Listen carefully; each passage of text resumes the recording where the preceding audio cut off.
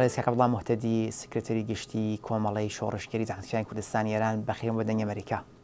سپاس بۆ ئێوە و سڵاوێکی گەرم بۆ هەموو بیسەران و بینەرانتان. کاکە عەبدوڵڵا ئێوە پێشتریش سەردانی ئەمریکاتان کردووە و دیێرە ڕێبەری حیزبەکانی تریش کەم و زۆر هاتوونەتە ئێرە و چاوپێکەوتنیان بووە. ئێستش چەند ڕۆژێکە لێرەن و دەزانم چەندان چاوپێکەوتنتان بووە کە داخراویش بووە، ینی وەک میدیا ئێمە ناتوانین بە ئامادە بین. ئەم چاوپێکەوتنیش ئێستش هەر لە درێژەی ئەو شێوازە دیپلۆماسیەیەکی ئێوەی کەن لەگەڵ دەسەڵاتی ئەمریکادا یا تایبەتیەکی تری هەیە؟ تایبەتمەندیەکەی ناگەڕێتەوە سەر ئێمە، دەگەڕێتەوە سەر ئەو ئاڵوگۆڕانەی کە لە سیاسەتی ئەمریکا سەبارەت بە ڕۆژهەڵاتی ناوەڕاست و بە تایبەت ئێران هاتۆتە ئاراوە. ئێستا قبولیان زۆرترە، گوێگرتنیان زۆرترە، ئامادەیان بۆ بیستنی ڕاو هەڵوێستی حیزبە کوردیەکانی ئێران زۆرترە. من ئەڵگۆڕەکە لە ئەم فەزایەدا دەبینم تا ئەوەی ئێمە شتێکی تایبەتمان گۆڕی بێ لە ناو خۆماندا. چاوپێکەوتنتان بووە دوێکە و پێر وەک بزانم سێ چاوپێکەوتنی تایبەتتان بووە کە میدیەکانیش ئامادە نەبوون. دەتوانن ئاماژە بدەن بەوە کە بۆچی میدیا ئامادە نەبوو؟ ئایا مانایەوە بوو کەەوە لەگەڵ بەرپرسانی باڵا چاوپێکتان بۆ یا ئستراتژیەک داڕژاو بۆ ئێران یا شتێکی تر؟ یەکەم هەم من و هەم جەنابی کاک مستفای هیجری بەبێ هەماهەنگی پێش و لێرە یەکمان گرتوتەوە بەڕاستی. داوەتەکەش لەلایەن دەوڵەتی ئەمریکاوە نەبووە، بەڵکو لەلایەن ئەو موئەسسەسانەوە بووە کە کاری تەحلیل و لێکدانەوە و ڕاوێژی سیاسیان هەیە. پێشەکی کە هەردوو کوشمان بەشداریمان بووە، پێشەکی لە ناوەندێکەیە بە ناوی شوورای پەیوەندیەکانی دەرەوە. ئەمە جێیەکی زۆر معتەبەر و زۆر بە پرێستیژە لە ئەمریکا، بەڵام جێیەکی نادەوڵەتیە، ناحکومیە و لەلایەن ئەو هەم کاک مستفا داوەت کرابووین و لەوێ کەسانی ئەو شوێنە، لێکۆڵەرەکانی ئەو شوێنە و یا هەروەها شوێنەکانی تر و خەڵکی جۆراوجۆری ئەمریکایی کە ویستویانە ئاگادار بن لە ڕاو و لێکدانەوەی ئێمە و لە وەزعەکە لەوێ بەشداریان کردو. هەوڵدانیان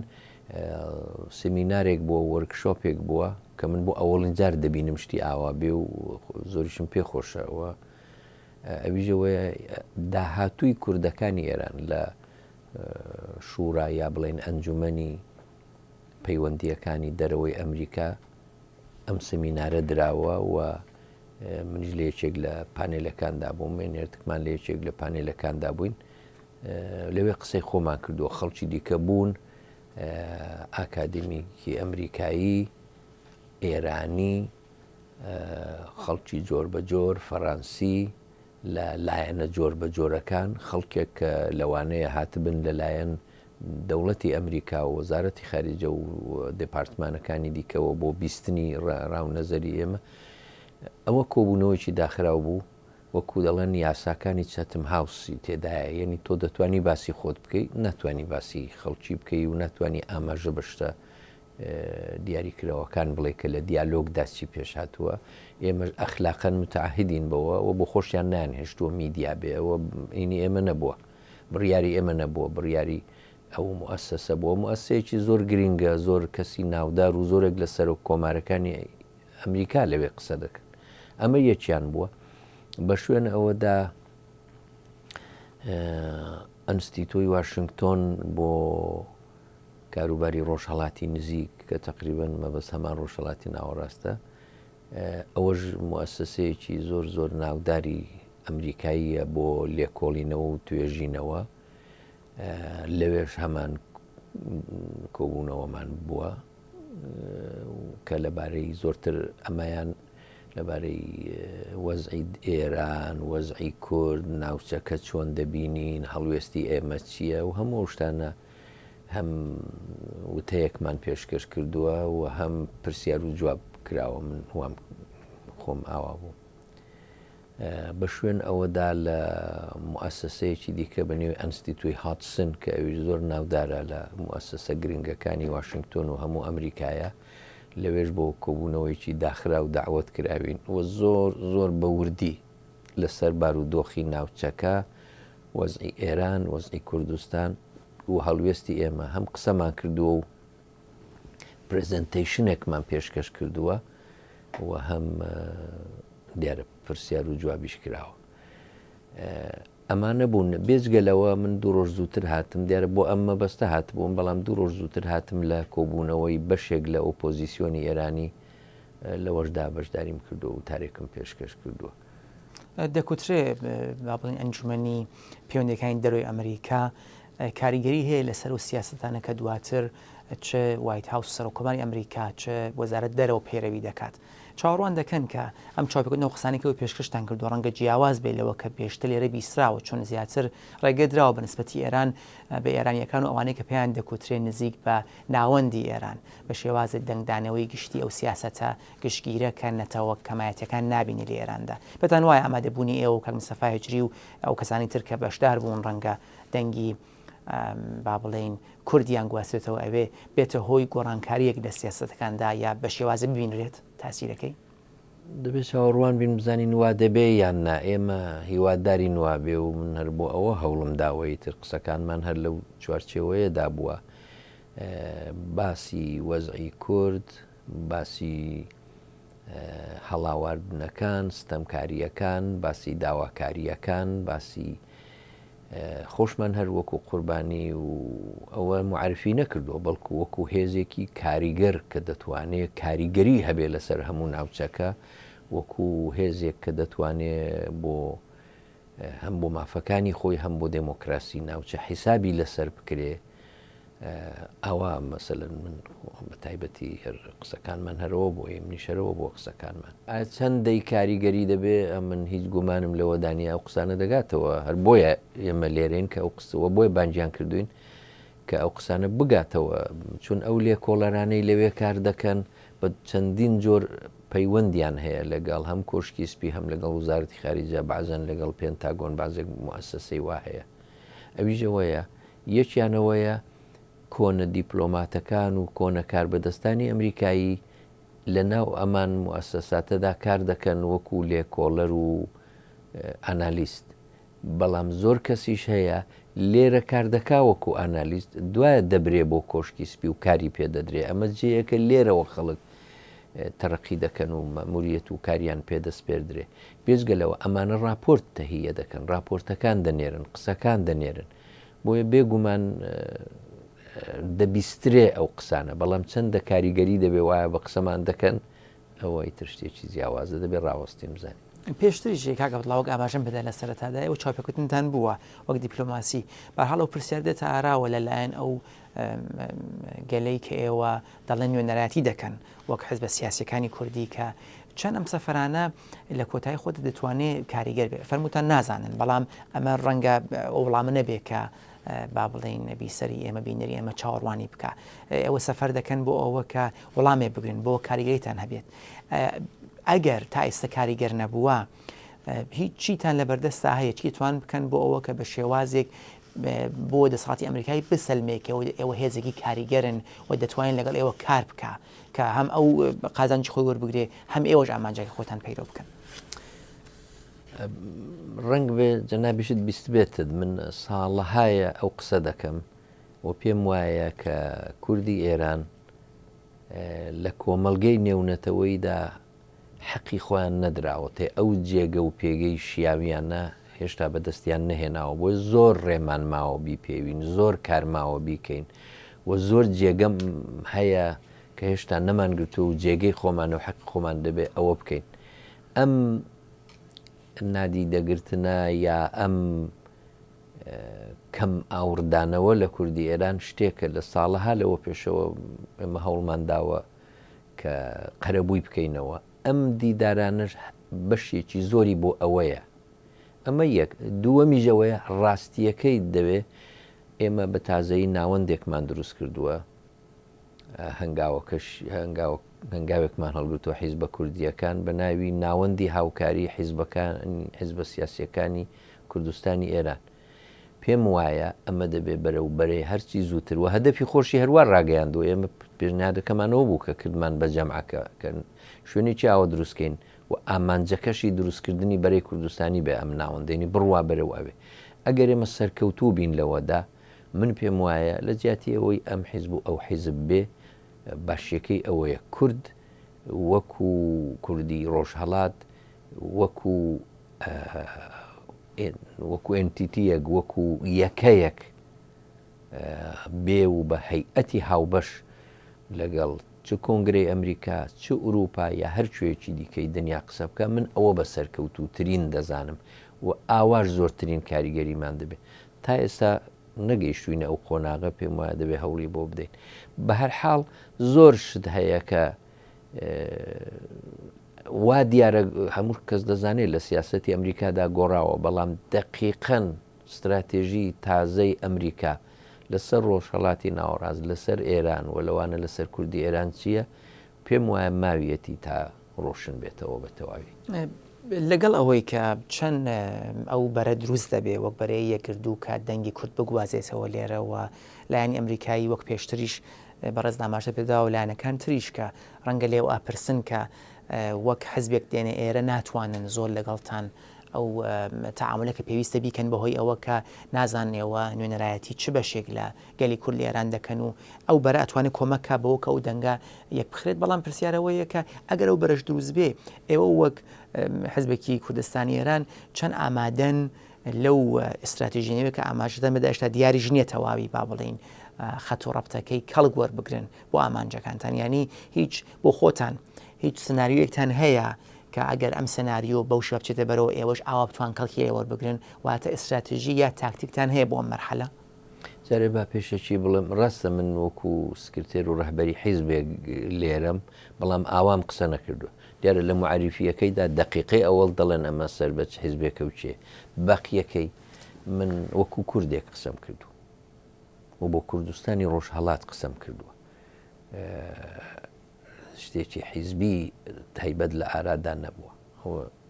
خاترجەم بەڵام بۆ ئەوەی ئایا کورد لە ئێران ئامادەیان هەیە چی بکەن من وا دەزانم پرسیارەکە دەبێت لە ئەمریکا بکرێ خەوان استراتێژیان چییە ئەوان تاکوێ لەگەڵ ئێران دەچنە پێشەوە شتێک ڕوونە ئەویژەوەیە سیاسەتی دەورەی ئۆباما نەماوە لە ئەمریکا سیاسەتی دەورەی ئۆباما کە لە پێناو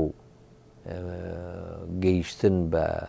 ڕێککەوتنی ئەتۆمی زۆریان ئیمتیازدا بە ئێران ڕنگ بێ لە باری ئەتۆمیەکەی و شتیان لە ئێران سندەوە زۆر ئەوە دیار بوو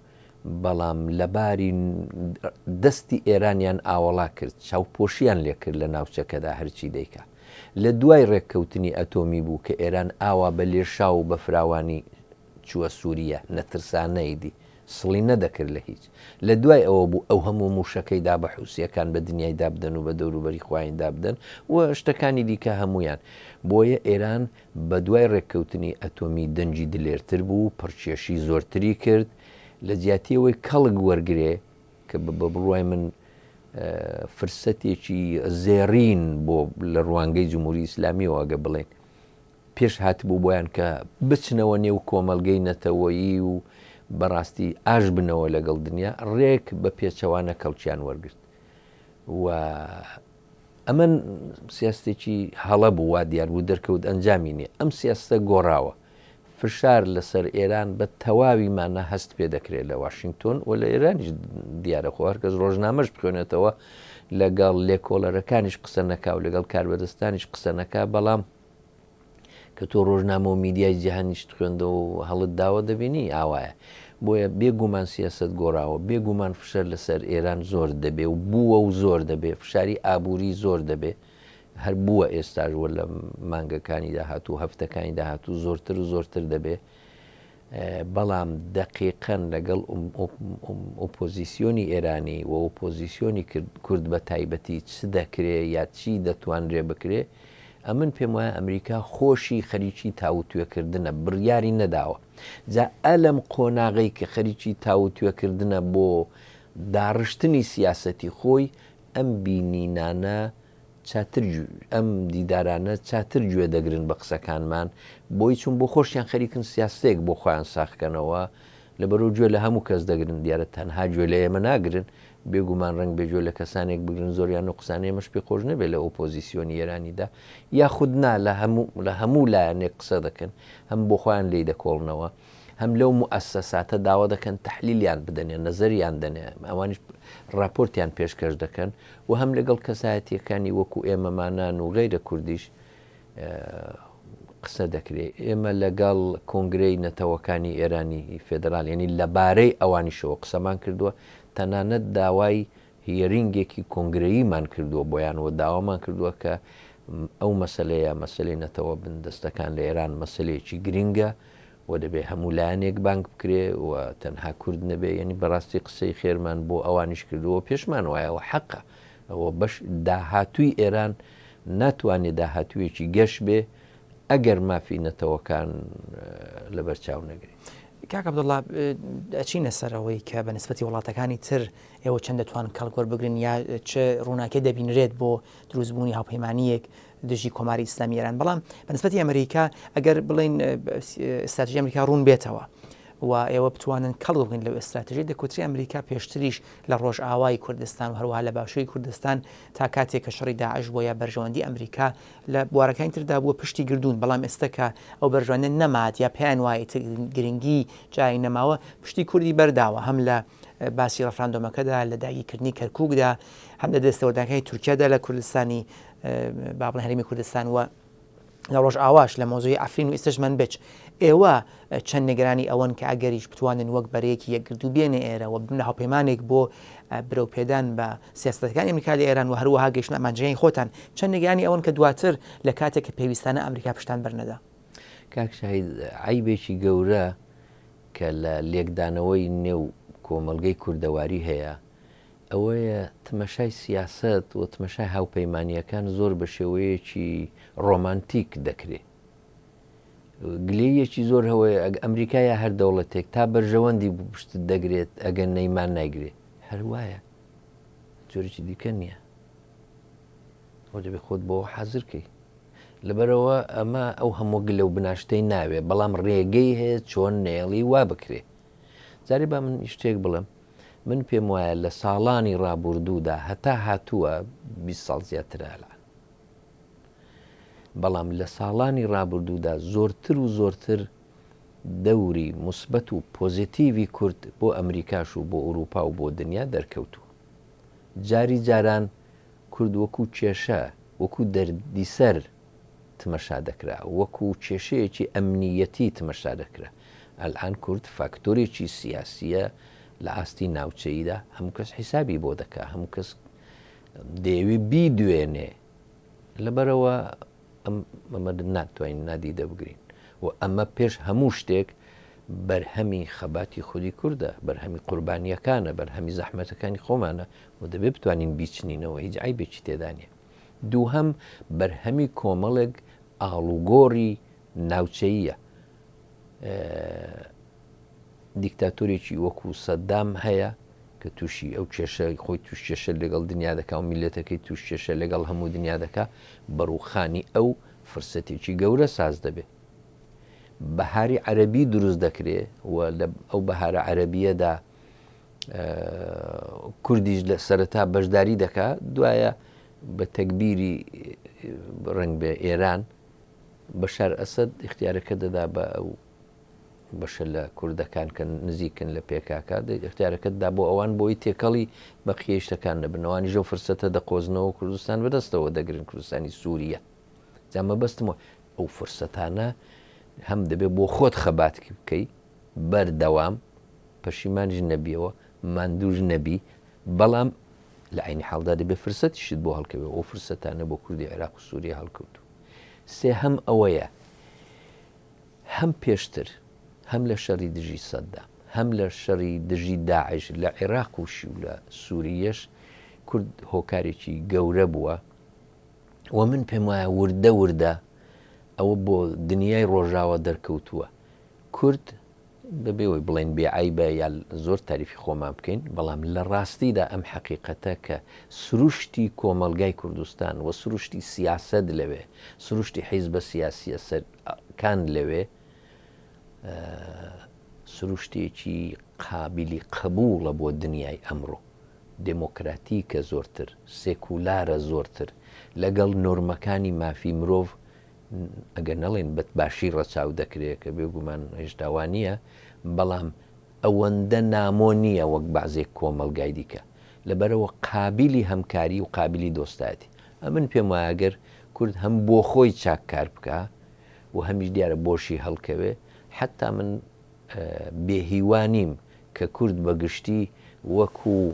هاوپەیمانێکی گەورەی دنیای ڕۆژاوە جێی خۆی لە ڕۆژهەڵاتی ناوەڕاست بۆ هەمیشە بکاتەوە. بەنسبەتی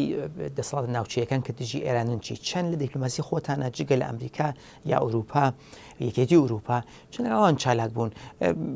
بەهەرحاڵ سنەتێکی فکری هەیە زیاتر نزیک بە چەپ کە وەک هاوپەیمانی و نزیکی بە ئیسرائیل وەک هێڵی سوور داناوە بەنسبەتیەوە کە ئیسرائیل خۆی وەک دەسەڵات دەناسرێ لانیەکەم لایانی چەپەوە و زۆربەی دنیا کە زۆڵ فلیستینیەکان ئەکات چەند هەروەها عەرەبستان وەک دەسەڵات دەناسرێت کە دەسەڵاتی سەرکوتگەل لە ناو خۆدا دیکتاتۆریە دواکەوتووە بەڵام لە هەمان کاتدام دوو دەسەڵاتە دژی ئێرانن چەند ئێوە پێتان وایە کە یەکەم هاوکاریکردن لەگەڵ ئەمانە بۆ گەیشتن بە ئامانجەکانتان وەک حیزبێکی سیاسی کوردی وەک حیزبێک کە بۆ گەلی کورد چالاکن ڕەوایە و چەند ئەگەر پێتان ڕەوایە چەند هەوڵتان داوە کە پەیوەندی دروستکەن لەگەڵ ئیسرائیل و عەرەبستانە چون جارجار ئەوان ڕەنگە تونتر لە ئەمریکا و با بڵێن ڕوونتر لە ئەمریکا هەڵدەست بگرن بەنسبەتی ئێران بڵێ ئەوان دژمنایەتێکی زۆریان لەگەڵ ئێران هەیە یعنی ڕاستیەکەی ئەوەیە ئێران ئەوانی بە زۆستی زۆر کردووە بە دوژمنی خۆی دەنا عەرەبستان وڵاتێکی زۆر خۆپارێز بووە هەمیشە قەت ئەهلی ئەو شتانە نەبووە بەڵام ئەوەندەیان کونەجەر کرد و جاڕز کرد تا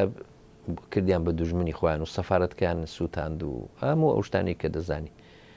بەنسبەت ئیسرائیلیشەوە موشک دروست دەکەن بە عیبری لەسەری دەنووسن تارەی بێسەر نشین دەنێرن بۆ حەریمی هەوایی ئیسرائیل ئەخر خۆ دیاویش دەست دەکاتەوەی تر بە هەر حاڵ بە زۆر ئەو دوانیان کردو بە دوژمن و ڕاستیشە ئەو قسە ئەوان بە قسەی جەنابەت دەڵێی دوژمنترن من دەڵم زۆرتر دەترسن چون ئەوان ئەو هێزە گەورەی ئەمریکایان ئەمریکا لە خۆی ناترسێ ڕنگ بێ بیاوێ ئێران تەمبێکا و سزای بدا ئەوانە بەڵام هی ئەوە نییە زۆر لە خۆی دەترسێ ئەوان لە خۆشیان دەترسن ئێران دەوڵەتێکی گەورەیە 8 میلیۆنە ئیمکاناتی زۆرە بۆیە ئەوان زۆرتر دنەی ئەمریکا دەدەن بەڵام یەک شت هەیە هەتا ئەمریکا پێیان نەڵە موافقەت نەکا ئەوان هیچ ناکەن تا ئێستا من ئاوای تێگەیشتم بۆ هیچ ناکەن بەڵام وەکو پرەنسیب جارێ من بڵم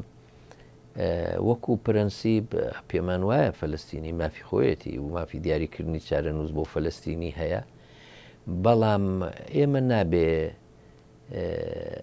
لەسەر مەسەلەی فەلەستین کێشەیەکی گەورە بۆ کورد لەگەڵ ئیسرائیل دروستکردنەوە بە ناڕەوا دەزانین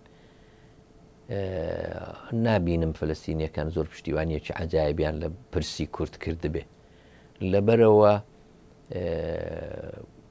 من پێم وایە دەبێ ئێمە سیاسەتێکی ژیرانە ترمان بێ بەبێ ئەوە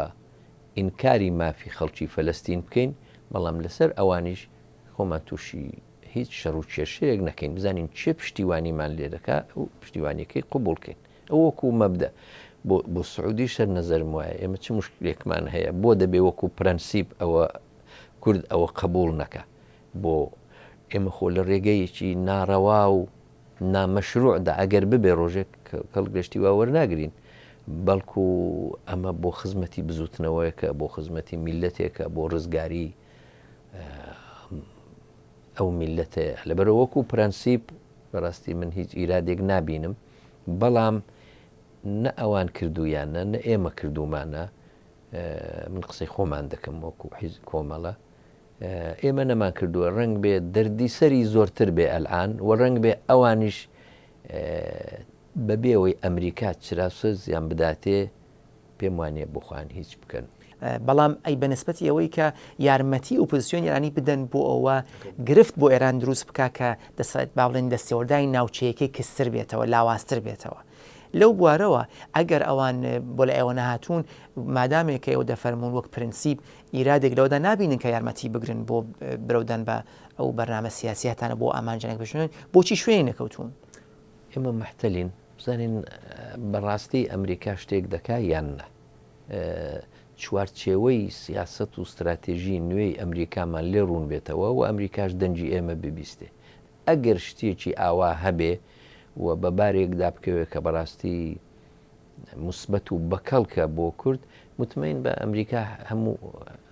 ئەوەی کە تەوسیەی لازم بێ بە هەموو لایەنەکانی دەکات وەلی حاڵی حازر ئێمە پێمان وا بووە کە ئەو پەیوەندیانە دەردیسەر و کێشەی زۆرترە لە خێرەکەی بۆیە جارێ هیچ جارێ هیچ پەلەیەکمان نەکرد. ئەی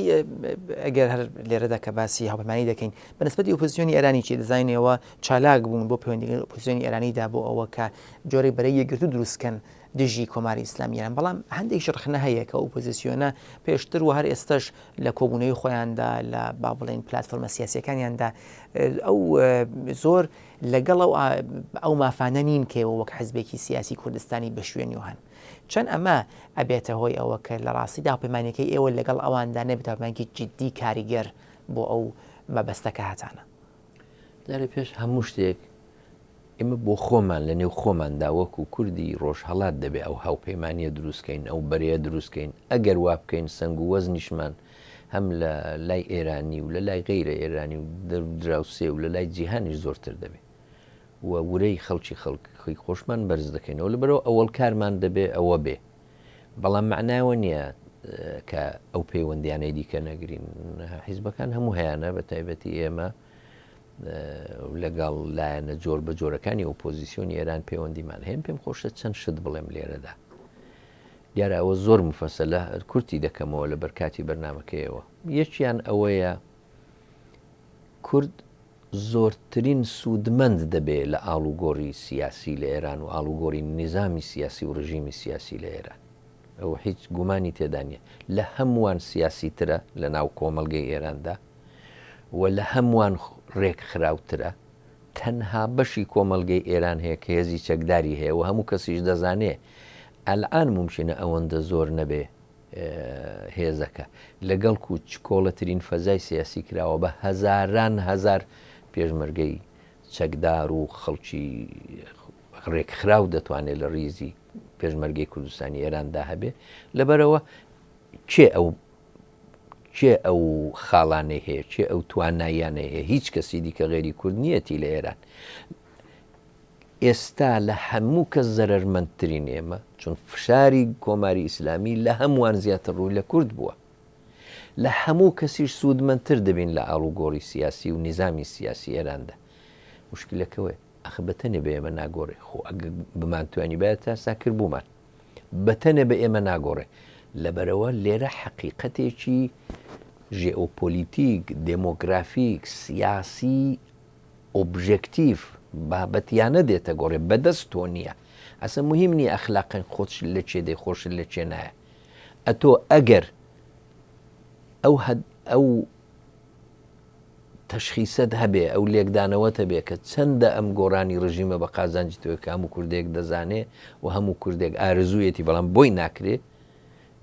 بەدەستی تەنیا بۆی ناکرێت لەوە یەک نەتیجە دەگرین دەبێت لە پێنا و لابردنی ڕژیمی کۆماری ئیسلامیدا هەوکاری لەگەڵ هێزەکانی دیکە بکرێت لێرە و مەسەلە دێتە گۆڕێ ئێوان چۆن مافی تۆ بە ڕسمی دەناسێت قسەیەکی زۆر بەجێگەیە بۆ ئەمەش دووش دەتوانم بڵم یەکەم هەر لە ئێستاوە کار کردوشمانە ئەو ساڵانە هەموما کردومانە یەکجار زۆر لەو بواردە هیچ مەجلیسێک نەبووە ئەم مەجلیسەی ئاخری کە لە واشنگتۆن گیراش یەک لەوانە بوو هیچ مەجلیسێکی ئێرانی نەبووە کە بەڕاشکاوی و سەراحەتی تەواوە باسی کورد و مافەکانی و فێدرالی و هەموو ئەو شتانە نەکە لەبەرەوە دەبێت لە ئێستاوە ئەو قسانیان بەگوێدا بدەین ئەوە کاری ئەوەڵمانە بەڵام دووەمیەکە ئەوەیە گریمان هەموو ئەو قسانشمان کرد بەڵام ئەو نەتیجەی دڵخوازمان وەرنەگرت لە ناو ئۆپۆزیسیۆنی ئێرانی کە مافەکانی ئێمە بەدڵی خۆمان بەڕسمی بناسن بەڵام خۆ هێشتا هەمکاری بۆ ڕووخاندن و نەهێشتنی کۆماری ئیسلامی ممکنە هەمسوئیەک هاو ئاراستەبوونێک وجودی هەیە لێرەدا تەنسیقێک لازمە با نەڵێن بەرەیەکی عجاب و غەرا بەڵام تەنسیقێک لازمە لەگەڵیان هەتا ئۆپۆزیسیۆنی ئێران بە کورد و نەتەوەکان و غەیرەوە ناتەباتر و ناکۆکتر بن هەتا ناهاو ئاراستە بن یەک جیهەت و یەک مەسیر نەبن کۆماری ئیسلامی لە جێ خۆی دەمێنێتەوە ئێمە زۆرتر زەرەر خوردە دەبین و زەرەرمەند دەبین تا خەڵکی دیکە لەبەرەوە حتا ئەگەر بەدڵی ئێمە قسەکانیشمان لێ قبول نەکەن ئەم هاو ئاراستەیە یارمەتی دەرە بە گۆڕانی نظامی سیاسی و لەوێ خێرێکی زۆرتر دەکەین تا لەم قەفەسەی ئێستای کۆماری ئیسلامیدا بمێنینەوە گۆڕانی ئەم ڕژیمە دەرفەتێکی مێژوویی گەورە بۆ کورد دەکاتەوە ئەسەن دەواازەیەکی بۆ دەکاتەوە کە بە عمری نەیدیوە و شاهیدی نەبووە و چاوی پێی نەکەوتووە لەوێ خۆدانانیشین خۆخەبات تعتیل پەزیر نییە بۆ مافەکانی کورد 10 ساڵ ناگرین دەی لەوێەوە دەیکەین بەڵام لە پلە و ئاستێکی زۆر بەرزتر و بەهێزتردا دەیکەین لە باتی ئەوەی لە حاڵەتی زەعیف و ژێردەستەئی و هیچمان پێ ناکرێ و دەسەڵاتمان نییە بیکەین ینی ئەو هەوڵە بدەین کە هەر دەیدەین لە هەموو حاڵێکدا لە زیندان لە پێشمەرگایەتی لە سیاست لە خەباتی مەدەنی لە دیپلۆماسی هەرخەریچین من دەڵم دوای گۆڕانی ئەو نیزامە ئەو دەواازە گەورەشت بۆ دەکرێتەوە دەستدا وڵاترە بە ئاخرشتت پێ بڵە لۆبی ئێرانی بەهێزە بیکەی بە دوژمن لەبەر چاوی هەموو ئەمریکا و ئوروپا و هەموو دنیا ڕەشت دەکە دەبێت تەوازونێکی لەگەڵ ڕاگری هەم قسەی خۆت بکەیت وەکو کردمانیت ئەم 3 ڕۆژە تەواوی قسەکەمان لەسەر کورد و دوای کوردی لەسەر نەتەوەکانی ئێران بووە تەواوی قسەکەمانەوە بووە ئێوە دەبێت فشار بۆ نەکرد بۆ حکوومەتی ئێستای ئێران فشار بۆ ئۆپۆزیسیۆن بێنن ئەکە ئۆپۆزیسیۆنی ئێرانی لەگەڵتاندا دەنیشێ پێیان بڵێن دەبێت مافەکانی کورد ڕەچاو بکرێت یعنی ئەمەش قسەی خۆمان دەکەین لە دنیا بەڵام ئەویش پێچەوانەکەی دەڵێ بەڵام هەل لەم پەیوەندی کاکە هەل لێرەدا نوکتەکە لەوەدایەکە ڕاستە من نەمدیوە نیمانە کە لە با بڵێن پلتفۆرمی سیاسی ئێوە و شعارەکان و مەرامنامەی حیزبەکانی کوردستانیدا با بڵێن هەم کۆمەڵ دموکرات هەم ئێستش پەژاگ یاپەکەکە نییە کە داوای سربەخۆی بۆ کوردستان کردبێت و وەک با بڵێن وەک حیزبێکی سربەخۆیی خواست خۆی ناسان دەبێ لە زاری هیچ بەرپرسێکی سیاسی حیزبە کوردەکانی شەوە شتەمان نەبیستووە وەک با بڵێن ڕاگەیاندنی سیاستێکی نوێ بەڵام لە هەمان کاتدا ئۆپۆزیسیۆنی ئێرانی لەلایەکەوە ڕخنە دەگرێت کە ئێوە ئامادە نین بە سراحەت بڵێن کە ئێوە سربەخۆی خواز نین و دژی سربەخۆی کوردستانن و هەوڵ دەدەن ئامانجەکانی خۆتان لە چوارچەی فدرالیسمدا پێناسە بکەن لانی بەرامبەریشدا کوردەکانیش ئەو هێزە کوردیا با بڵێن ئەو جریانە کوردیانە ئەو گەنجانە ئەو کۆمەلگا کوردیە لایەنێکی بەهێزی تدای لانیکەم لە تۆڕە کۆمەڵاتەکان بەهێز ئەنوێنن کە دەڵێن ئێمە چیتر ناتوانین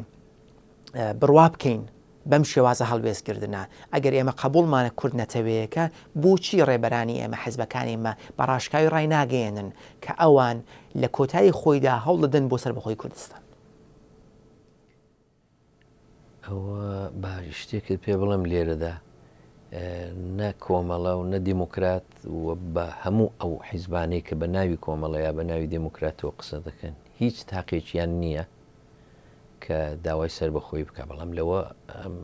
نابێ و نەتیجە بگرێمە دژی سربەخۆین چۆن دژی سربەخۆین سربەخۆیی و مافی دیاریکردنی چارەنووسکە لە بەرنامەی ئێمەشدا هەیە ئەو مافە مافێکی ڕەوایە و قابلی لێسەندنەوە لە میلەتی کورد نییە بەڵام مەسەلە ئەوەی ئادەی بێ نێو بەرنامەی سیاسیتەوە ئادەی بێ نێو پرۆپاگەندای ڕۆژانەتەوە دەی بێ نێو تاکتیکە سیاسیەکانتەوە ئێستا داوای دەکەی ئێستا داوای نەکە من دەڵم ئەگە دزنی خۆت ڕنگ دز هەڵمەخە بارودۆخی گەیشتن بەوەی کە کورد دەوڵەتی هەبێ کە خەون و ئارزوو هەموو کوردێکە و من بۆ خۆم یەکێک لەوانم وجا بۆ ئاگاداریت لە زۆر مەجلیسی ئێرانیەکانی ژۆم کردووە حتا ئەوەشم کردووە بە سەراحەت بەڵام بارودۆخی ئەوە موجود نییە ئەلعانێمە نایبینی هیچ حیزبێک نەیدیوە نەمبیستووە هیچ کەس پێچەوانەی ئەوە ناڵێ بۆیە من ئەوە بەرنامەی سیاسی حیزبەکان ئەوەی باش ئۆپۆزیسیۆنەرین چۆن دەتوانێت بڕوا بە ئێوە بکات کە ئێوە هەر تەنیا فدرالیستان گەرەکە لە حاڵەکە خۆتان لە خەونەکەتان سەربەخۆییە بۆ ئەوشە لەگەڵ ئێوە کار بکات بۆ شێوانی ئێران بۆ ڕوخاندنی کۆماری ئیسلامیان لە حاڵ دەزانێت کە هەلومەرجی دوای ڕوخاندن و خۆتانتان هەلێکی گەورەیە بۆ کورد دەتوانێت بێتەوە هۆی ئێوە بەرەو ئەو خەونە گەورە هەنگاو هەڵبگرن. وەڵا ئامۆژگاری ئاوایان مەکە ئەوانیش سوودی خۆیان دەبینن لە گۆڕانی نظامی کۆماری ئیسلامیدا بە هەرحاڵ واقعیەتی کۆمەلگای ئێران ئەوەیە ئەو کۆمەلگای فارزەڵێ کۆمەلگای یەکخەتی یەک دەنگی یەک نەتەوەیی یەک ئێتنیکی کە ئیدعا دەکرێت ئێران وایە ئەمە ئەفسانەیە شتیوان نییە ئێران فرە نەتەوەیە و لەوانە نەتەوەیەکی کە لەباری سیاسیەوە لەباری سیاسیەوە پەرەی سندووە پێگەیشتووە خەباتی هەیە لانی کەم لە 1970ەوە ئەتۆ دەتوانی لە بزوتنەوەی نەتەوەی کورد قسە بکەیت لە کۆمەڵی ژێکافەوە تۆ دەتوانی لە حیزبی مۆدرنی کوردی قسە بکەیت کۆمار لە کوردستانی ئێران دامەزراوە ئەو خەباتەی لە ساڵی 1970ەوە هاتووەتە ئاراوە زۆر شتی دیکە لەبەرەوە کورد میلەتێکی پێگەیشتووە لە ئێران ئەخ بۆمان هەڵ نەکەوتەوە دەنام پێم وایە لە پارچەکانی دیکەگە پێشکەوتوتر نەبین پاشکەوتوتریش نین جا بە هەموو ئەوانەوە ئەسڵەن هەدەفێکی ئێمە دەبێ ئەوە بێ نیشانی بدەین کە ئەو نەزەریەی دەوڵەت نەتەوە کە لە زمانی ڕەزاشاوە لە ئێران پێش ڕەزاشاش تۆزێک بەڵام لەلایەن ڕووناک بیرانەوە هاتوو ڕەزاشا پیادەی کرد لە ئێران ئەمە چی دیکە ناخوە دەبێ ئەگەر قەرارە لە ئەو نەتەوانە لە ئێران پێکەوە هەڵکەن و پێکەوە بژین کە ئەلان بەرنامەی ئێمەش و هەموو حیزبەکانی دیکەش ئەوەیە لەم حاڵەدا دەبێ وەکو ژان ژاک رۆسۆ دەڵێ کۆنترا سۆسیال قەراردادێکی ئیجتیماعی و کۆمەڵایەتی تازە لە بینماندا بێ سەر لە نوێ دەبێ ئێران دەڕژێتەوە بزانین چۆن دیدا دەڕژێنەوە خۆمە ناچینەوە ژێردەستی قبول ناکەین ئەو بێگومانە قسانە دەبێ بکەین و دەبێت دنیا بیبیستێ ئەم بۆ خۆم بیستومە هەر لەم تەلەڤیزیۆنی VOA فارسی عینی و قسانم نەکردووە کە خۆ بە دنیادا بڵاوم کردوتەوە فارسەکە دەبیستێ خۆ بە فارسی کوتومە نا ئەوانە دەبێت ڕاشکاو بین و نەترس بین لە بەیانیاندا من وا بووم بە بڕوای خۆم ئەوەی کە من دەیڵەمەوەیە دەڵێم تۆ کە ئیدعای سەربەخۆیی نییە ئێستا و لە بەرنامەدا نییە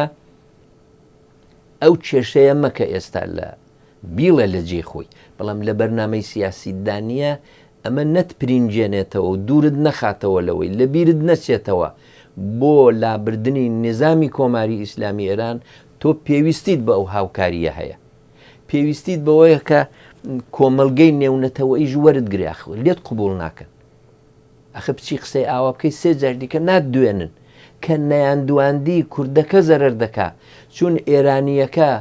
دەچێ ئەمریکایی دەبینێتەوە دەچێ ئوروپایی دەبینێتەوە دەڵێەوە تا ئەوان خەریکن ئێران تەزیە دەکەن ئەخە بڵێ ئێران تەزیە دەکەم لە ئەمریکا دەبینێتەوە نە ئوروپا دەبینێتەوە نە هاو ئاراستەبوونێک بۆ ڕوخانی کۆماری ئیسلامی دەبێت کاکەمە ئاوێکە دەڕژێتە ئاشی جمهوری ئیسلامی و دەڕژێتە ئاشی شۆڤێنیزمی ئێرانیەوە خمە دەبێت تەشخیصمان بێژیر بین خۆ هەموو شتێکەوە نیە لەسەر تۆری فەیسبوک چۆن خۆمان هەڵدەخڕێنین و قسە دەکەین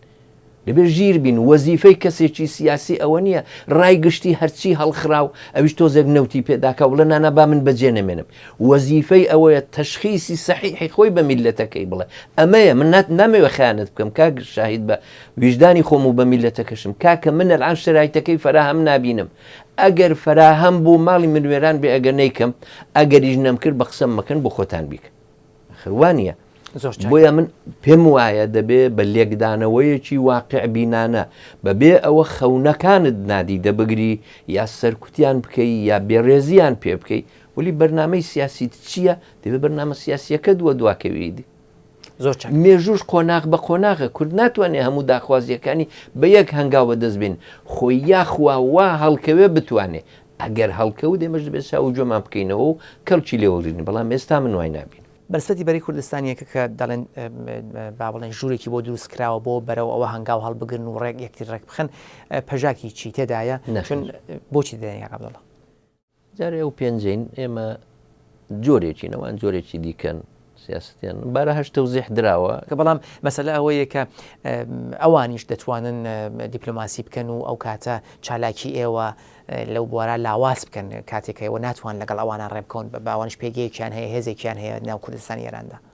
هیوادارم وان نەکەن هیوادارم هیچ گرفتێک دروست نەکەن ئێمە شەڕێکمان لەگەڵیان نییە هیچی وا بەوە هەیە کە بتوان بێک و دابنیشن ئەوانش بێنە ناوبەرەیەوە پێم وایە ئەمە پێویستی بە گۆڕانکاریەکی گەورە هەیە تا بتوان وا بکەن گۆڕانکاری گەورە لەواندایە لە ئێوەدا نخێر لەوانداوە ئەو گۆڕانکاریە بە پێی ئەو ڕێبەرایەتی نوێیە کە پەژاکەیتی لە 1 ساڵی ڕابردوودا هیچ چەنگایە بەرە ئەو گۆڕانکارێکی ئەوە دەفرم هەڵگیراوە نەزانم بەرەوە گۆڕانکاریە بەڵام سەردان بۆ سەردانی ئێمەیان کردووە و ئێمە بەڕێزەوە وەرماگرتوون و قسەی خۆمانمان لەگەڵ کردوون خۆ دەنگمان لێ نەگۆڕیون بەڵام ئەم دوو سیاستە یەک ناگرنەوە ئەم دوو خەتە یەک ناگرنەوە کاکە بڵا بەنسبەتی ناوخۆچی چەند با بڵێن ئێوە توانیوتانن لەگەڵ گەنج و نەوەی نوێ لە کوردستانیان پەیوەندی بکەن دەزانین کە وەک حزبێکی سیاسی بە سابقەوە چەند کۆمەڵەکە و چەند دموکراتەکە لەو بارە چالاک بوون بەڵام ئەو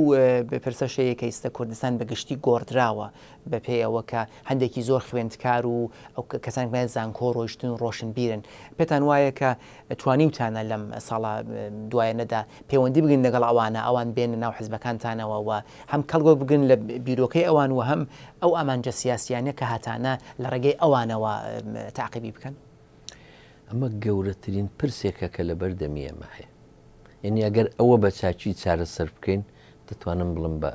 زۆرێک لە ئامانجەکانمان دەگەین یا گەیشتوین دوان گەنج و ژنە ئەم دوانە بەڕاستی ئێمە هەموو هەوڵمان ئەوەیە و پێشمان وایە گفتمان و گوتاری ئێمە هەڵگری ئەوەیە کە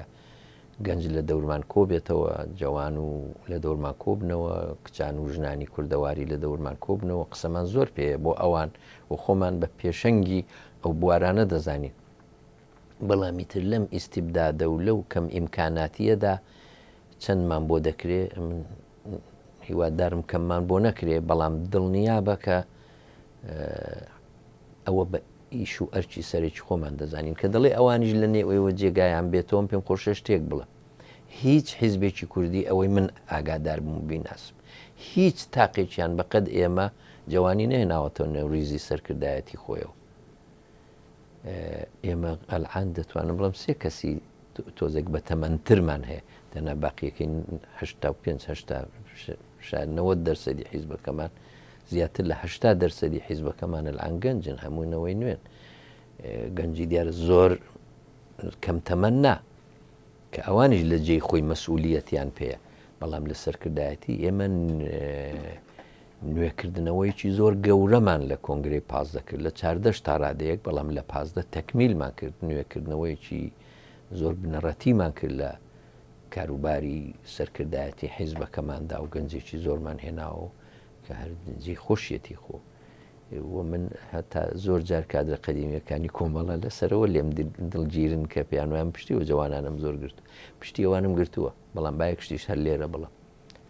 قەت ئێمە نابێ کادری دێرین و پێشمەرگەی دێرین و تێکۆشەرە دێرینەکانی خۆمان فەرامۆشکین ئەوان نەبوون کە ڕێ ئەمڕۆیان بۆ ئێمە خۆش کردووە هەر جوانێک ئەوە نەزانێ هیچی تێنەگەیشتۆ لە خەباتەکە بۆیە ئەو پەڕی احترام و ڕێزیان هەیە و مەسئولیەتیشیان هەیە بەڵام بە هەر حاڵ دەبێت جێگەیەکی چاچیش بکرێتەوە بۆ جوانەکان و هەرەوکارەمان کردو وەک پرسیاری کۆتاییەک عەبدوڵڵا هیچ گۆڕانکاریی تازە هاتوۆتە ئاراوە بە نسبەتی ئەو چالاکیانە کە کۆمەڵەکان هەیەە بۆ یەکگرتنەوە یا هەر لە ڕۆژی پێشوداین ناشتێکی تازە نییە شتێکی تازە ناوەڵە نەبووە ئەم بڵێ ئاڵوگۆڕێک بوو بێ نەخیر